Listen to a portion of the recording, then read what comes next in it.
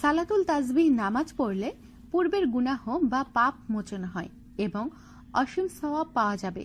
রাসূলুল্লাহ সাল্লাল্লাহু আলাইহি ওয়াসাল্লাম নিজের চাচা হযরত আব্বাস রাদিয়াল্লাহু তাআলা আনহুকে এই নামাজ শিক্ষা দিয়েছিলেন এবং বলেছিলেন যে এই নামাজ পড়লে আল্লাহ আপনার আউয়াল আখিরের সগীরা কবিরা জানা অজানা সকল গুনাহ মাফ করে দেবেন। তিনি বলেন, চাচা যান, আপনি যদি পারেন তবে দৈনিক একবার করে এই নামাজ পড়বেন।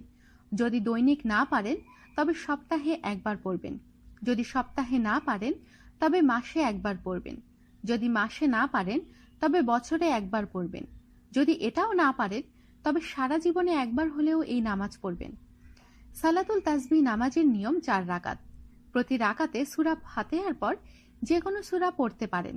তবে এই নামাজের বিশেষত্ব এই যে প্রতি রাকাতে 75 বার করে 4 রাকাতে মোট 300 বার তাসবিহ পড়তে হবে। তাসবিহ সুবহানাল্লাহি ওয়ালহামদুলিল্লাহি ওয়া লা ইলাহা ইল্লাল্লাহু ওয়াল্লাহু আকবার। যেই উপায়ে 4 রাকাতে মোট 300 বার তাসবিহ পড়তে হবে। প্রথম রাকাতে সানা পড়ার পর তাসবিহটি 15 বার পড়তে হবে। তারপর স্বাভাবিক নিয়মে সূরা ফাতিহা ও অন্য আরেকটি সূরা অথবা অন্তত 3 আয়াত পড়ার পরে তাসবিহটি 10 বার পড়তে হবে। এরপর রুকুতে গিয়ে রুকুর তাসবিহ পড়ার পর তাসবিহটি আরো 10 বার পড়তে হবে। এরপর কিয়ামে গিয়ে রাব্বানা লাকাল হামদ পড়ার পরে তাসবিহটি 10 বার পড়তে হবে। এরপর সিজদায় গিয়ে সিজদার তাসবিহ পড়ার পর তাসবিহটি আরো 10 বার পড়তে হবে। প্রথম সিজদা থেকে বসে তাসবিহটি 10 বার পড়তে হবে। এরপর আবার সিজদায় গিয়ে সিজদার তাসবিহটি 10 বার পড়তে হবে।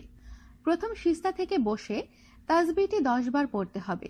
এরপর আবার সিজদায় গিয়ে সিজদার তাসবিহর পরে তাসবিহটি 10 বার পড়তে হবে। তারপর একইভাবে দ্বিতীয় রাকাত পড়তে হবে। কিন্তু দ্বিতীয় রাকাতে সূরা ফাতিহা পড়ার আগে তাসবিহটি 15 বার পড়তে হবে।